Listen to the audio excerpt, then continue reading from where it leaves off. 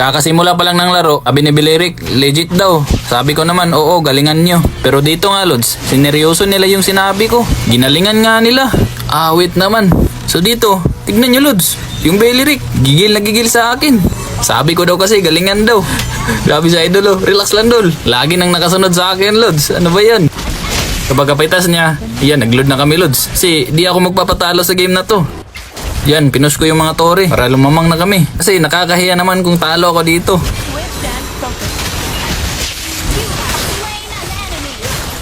Dito, kinain ko lahat ng binsayan si Bilirik. Sige na, Lods, inda natin to. Baka mapahiya pa ako sa sinabi ko.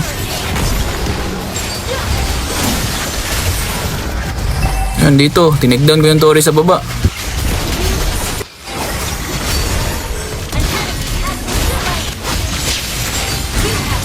Yan, kung nga pala si Bisaya Plays, ang marksman ng mga Bisaya. Magpalo, Pogi.